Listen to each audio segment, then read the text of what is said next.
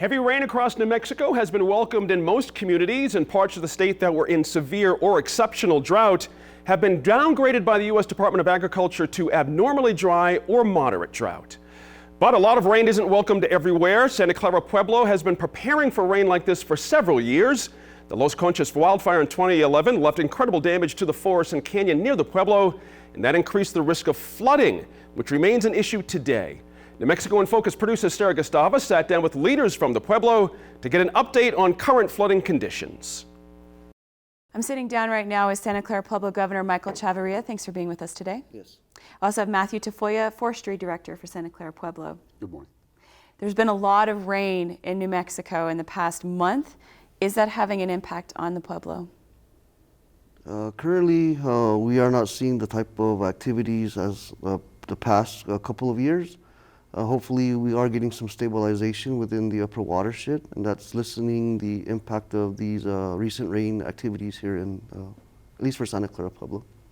Santa Clara Pueblo is dealing with the potential for flooding right now, and that's related to the Los Conchas fire, second largest wildfire in the state a few years ago.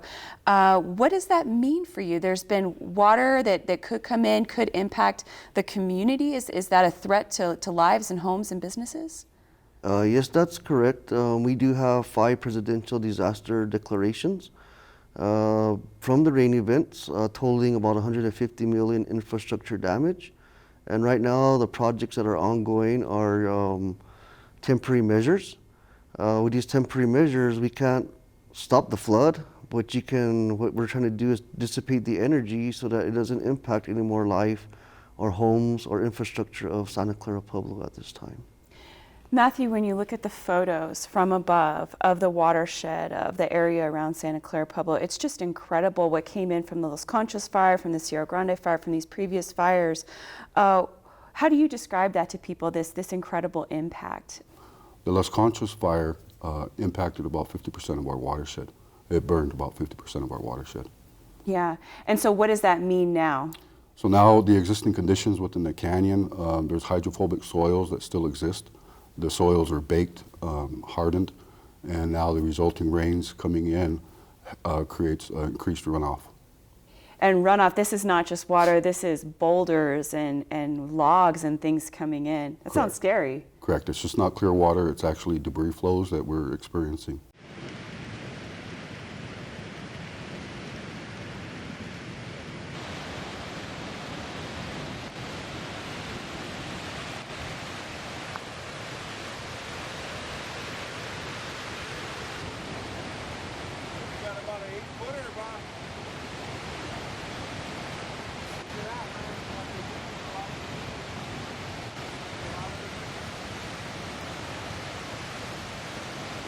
You live in a flood zone. What are you thinking about right now this summer? We've had some rains in May, but we have monsoon season coming up again. What does that make you think for your own family? It's just not for myself, but for the community as a whole. There is a threat right now. We still face approximately 262 homes, residential homes, a couple schools, our tribal offices are threatened by these floods. Right now we've placed some temporary measures in place. We have 2 gabion check structures being constructed upstream of the canyon, upstream of the community. We also have a few miles of HESCO baskets lining the embankment. What are those? They're gabion type baskets that are filled with earthen material, and what they're meant to do is not hold back the flows, but provide us time to evacuate the community. Who monitors that when it's raining? These are monitored by our emergency management office. These measures were put in place by the Corps of Engineers. What are you hearing from members of the tribe right now? What do they want tribal leadership to be doing to address flooding? Major thing that we face is the financial impact. All these federal projects come with a cost match. And so it is difficult now for our tribe to really get a grasp around the geomorphologic changes of our canyon and the overall watershed. We still use the land for our traditional cultural and religious activities, and so it has a very detrimental impact on our lifestyle, of utilizing the various resources for our community, and it's also for education. So it was our spiritual sanctuary, our grocery store, our biology center, our clothing store. All those have gone up into flames right now and are now impacted by the runoff. And so our community, grandmas and grandpas don't have flood insurance. So it's very important that we collaborate with the federal agencies using their existing authorities to help mitigate and lessen that impact of these various floods that we may face for this upcoming monsoon season. And so they are supportive of our endeavors, but again, we have to also be cautious of how we formulate our plan, because it comes down to the financial constraints of our community in Santa Clara. How's that going so far, working with the federal government? It's been going. The collaboration has started. We have, as I mentioned, the 5 presidential disaster declarations. We instituted the National Disaster Recovery Framework with Nancy Casper as our federally coordinating officer. And through this, we've initiated the Recovery Support Strategy.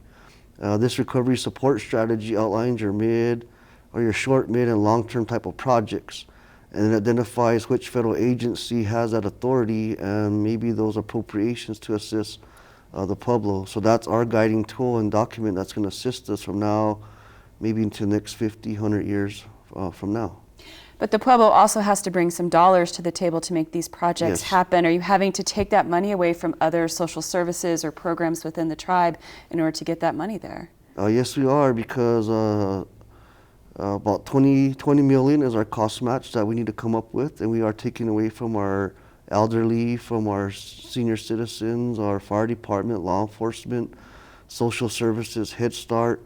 And again, all this has to go into the pot of money, because now it impacts the life and safety of our community. If we don't, where else do we find these monies? We've also engaged the non-governmental organizations, private foundations to assist in helping us to come up with that cost match. These projects are very viable and needed, but without the money with the cost matching obligation, that makes it difficult for our Pueblo to become successful. In addition to all those things you mentioned of the significance of the land for tribal practices, for your ceremonies, for all the things that the people used, the things of the land for that, didn't you also use timber as an economic support for the tribe, and that's gone too? Yes, pretty much our whole commercial forest has been consumed by the fire, and so now we got to go back and start to reestablish these opportunities for the future. And so that is a great loss for us there in Santa Clara. Matthew, the governor mentioned short, middle, and long-term plans. How long will it take for the forest to come back? Well, what we're seeing right now is we know that we have to achieve stabilization, so it's almost a two-pronged approach. Flood control starts from the lower elevations by the community working upstream. Watershed restoration projects start at the very top, start diminishing the flows, and start working back downstream. We've been very proactive. We do have a few watershed restoration projects going in now. We have one of our largest reforestation projects will be happening this fall. And we're trying to achieve some type of equilibrium within the upper portions of the watershed. This will help diminish some of the flows so that we kind of systematic approach in mitigating the floods. When we talk about these situations of flooding, of forest fires, it's also part of the larger conversation about climate change and how that might change what the forest looks like entirely. Is that something the tribe's also considering? One of the things we have to take into consideration is that we may not have the same type of forested lands what we had previously, and that's because of the global the trend in warming across the nation. We had an extended drought. That drought brought us to those conditions where this fire was just ripe to take off on us. Governor, what are you thinking about next? What needs to happen this year and the next couple of years? We got to go back and discuss and reevaluate our plans, the recovery support strategy, to identify which projects are viable, which projects we can do now. It's very hard until you get stabilization in the overall watershed to come with a good permanent plan, because if we put in permanent structures and the land hasn't stabilized, the next flood event could just wipe out those permanent structures. Then you go back to square one. Then where do we find the monies on the federal side, state side, non-governmental organization side, or Pueblo coffers? And so that's been the struggle for us in Santa Clara, is to really prioritize which projects are needed. And with the Corps of Engineers coming to our aid with these advanced measures program, that at least puts temporary measures in place to help us get us into a place where we can start looking at the future on more permanent projects. We did have a contract with the Corps of Engineers to go back and redesign or design our 4 water control facilities to come up with pre-disaster conditions. And out of that, if it's not viable, then we ask for an alternative or approved project. And so those are some of the things that we're looking at, because fisheries has been wiped out. No more fish are found within our Santa Clara Canyon. Our water quality standards are no longer in attainment.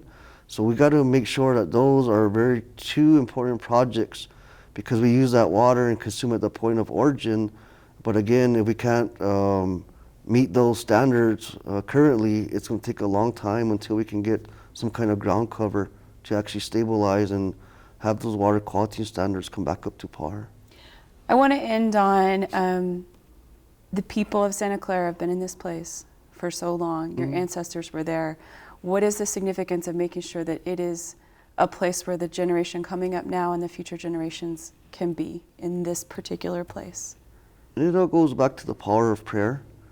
We've been in this general location since time immemorial. We coexisted with the Spanish crown, the Mexican government, United States government, and we're still here today. And we got to continue that fight like Grandma and Grandpa did for us, so that for the future generations they have and can still utilize our resources, still speak our Tewa language, still practice our traditions and our culture, but it all ties into the uses of those resources.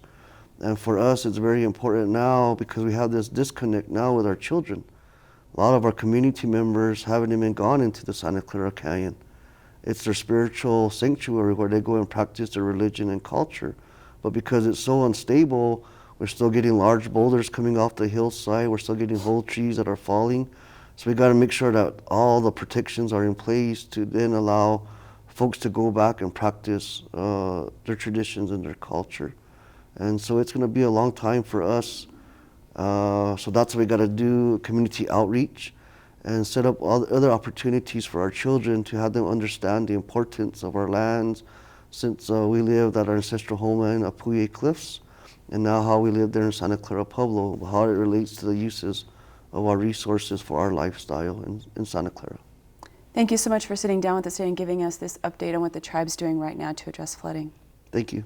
Thank you.